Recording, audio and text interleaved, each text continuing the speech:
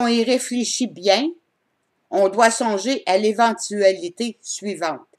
Si les vaccins de Bill Gates étaient volontairement conçus pour diffuser dans nos cellules les substances toxiques qu'ils contiennent sous commande du signal 5G, provoquant ainsi la mort par toxicité cellulaire, manque d'oxygène dans le sang. N'est-ce pas ce qui se passe, M. Legault, avec la COVID-19? M. Legault, avez-vous signé un contrat pour l'installation de tours 5G au Québec, et ce, malgré l'absence d'enquête indépendante et malgré les avertissements de la population sur les dangers potentiels de cette technologie représente? Monsieur Legault, quels étaient les dividendes prévus pour le gouvernement au détriment de la santé de la nation? La nation québécoise exige que la technologie 5G soit bannie et que toutes les installations soient démantelées immédiatement. Le peuple est prêt à aider à démolir les tours, mais les compagnies n'aimeront pas la technique qui sera employée. Monsieur Legault, est-ce que le glyphosate est encore permis au Québec? Si oui, la nation québécoise exige qu'il soit banni immédiatement. Nous attendons votre engagement public à ces deux exigences. Les fake news. Monsieur Legault, pouvez-vous nous communiquer les raisons de votre adhésion à la loi sur les fake news? Quels sont les objectifs poursuivis?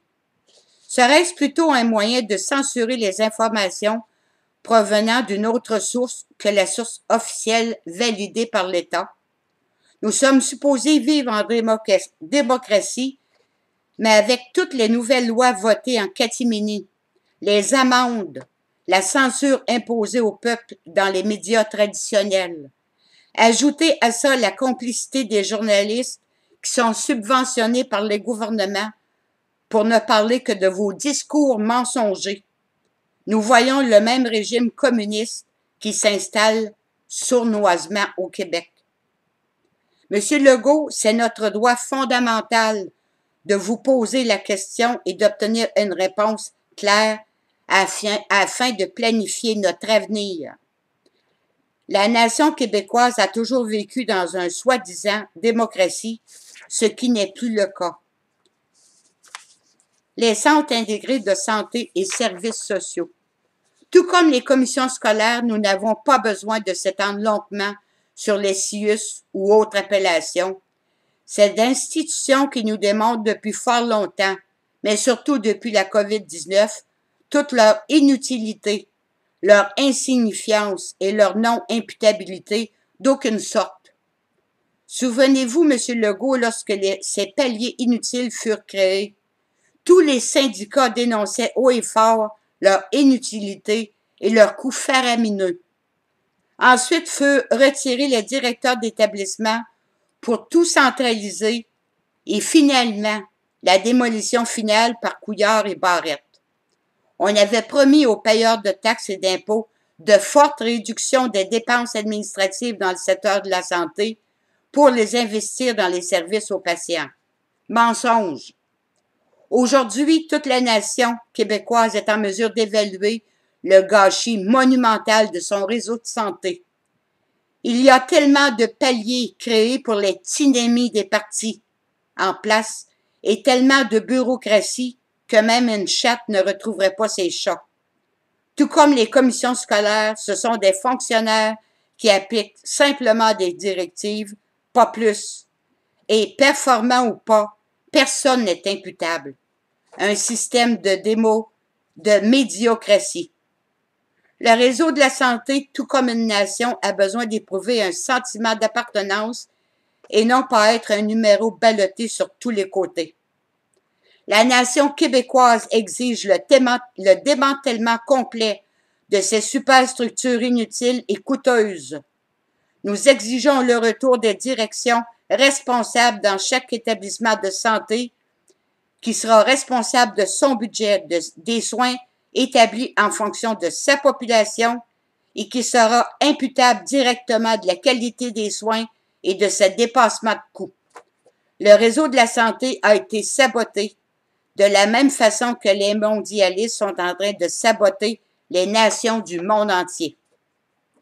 Les CHSLD. Il y a des années que les conditions de travail, le temps accordé aux résidents, le quota et la nourriture sont dénoncés. Personne n'a jamais bougé.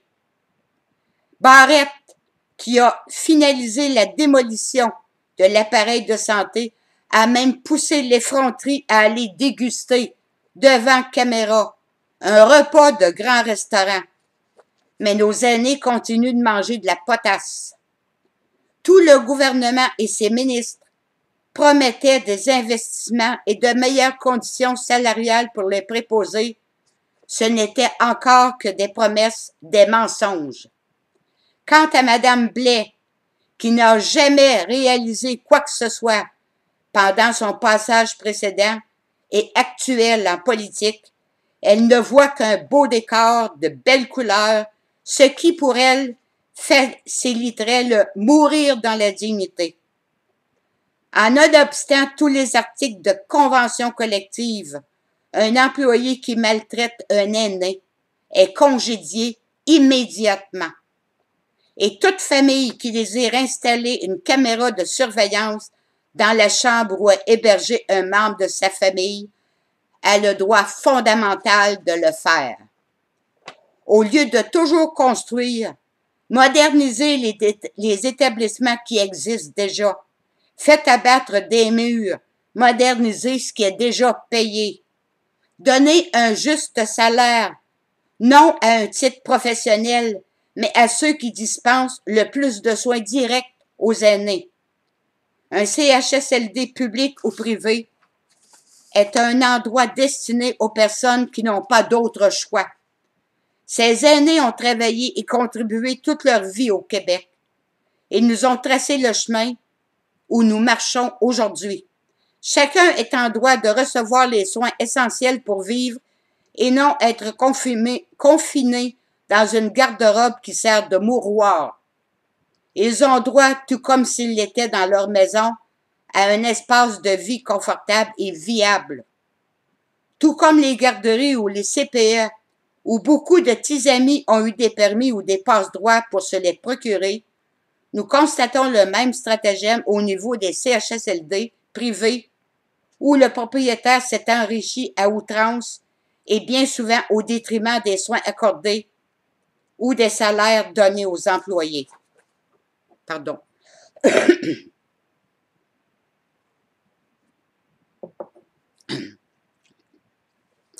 Suite aux révélations d'horreur qui sont vécues par nos aînés dans les CHSLD, privés ou publics, la nation québécoise exige une enquête publique télévisée avec les vrais experts qui y séjournent et qui y travaillent, soit les bénéficiaires eux-mêmes, les aidants naturels de ces aînés, les préposés aux bénéficiaires, les infirmières.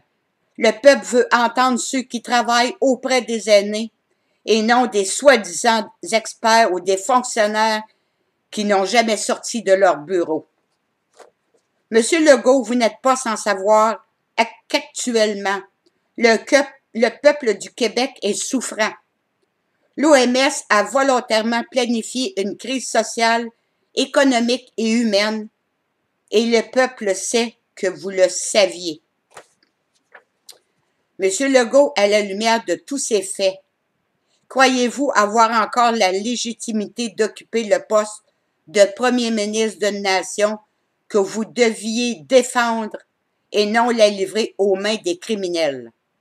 Et nous cachant la vérité, vous vous êtes fait complice des francs-maçons, des pédocriminels et des mondialistes qui veulent prendre le contrôle des peuples du monde. Les signataires de cette sommation vous réclament une rencontre à votre bureau de Montréal au moment que cela vous conviendra, afin de discuter de l'avenir du Québec. Nous ne croyons aucunement dans l'existence du virus ni du confinement, donc le plus tôt possible. Au Québec, il y a des groupes d'extrémistes des groupes de modérés et des groupes d'éveillés comme nous qui veulent le bien de notre nation. Nous voulons vous exprimer notre vision du futur et voir comment on peut travailler. En tout état de cause, sans réponse précise et factuelle publique à l'intégralité des questions posées, la jurisprudence sur la liberté de circulation et de l'absence de justification en fait et en droit, sur le fondement des amendes prévues, celles-ci seront sans objet ainsi que sans réponse à l'ensemble des questions posées dans cet acte. Le peuple en déduira que rien, sur le plan légal et scientifique, ne justifie que nous donnions nos droits fondamentaux pour des activités et démarches qui nous sont personnelles et qui relèvent de la sphère privée. Et ce, sans aucune restriction de distanciation sociale.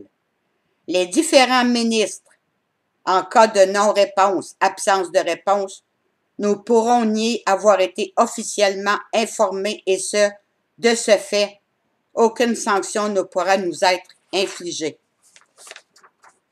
En tout état de cause, nous nous réservons le droit d'apporter par voie extrajudiciaire et ou par courrier recommandé incluant une clé USB tous les éléments complémentaires nécessaires à la manifestation de la vérité.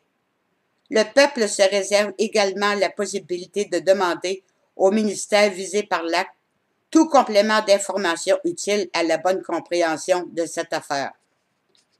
Alors, cette sommation a été déposée ce matin par huissier. Alors, je vous nomme le nom des signataires de cet acte. Moi, Aline Lafont, Jacques Coulombe, Frédéric Chevrier, Chantal Gagnon, Jacinthe Hort, Serge Trottier. Et nous, la nation québécoise, déclarons par la présente être domiciliés au Québec.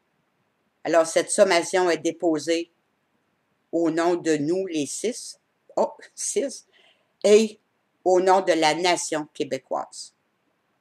Signé le 27 avril 2020. Merci, en espérant que vous allez vous joindre à nous. Il est temps que le peuple se lève. On ne peut plus continuer à se faire mentir comme nous le vivons présentement.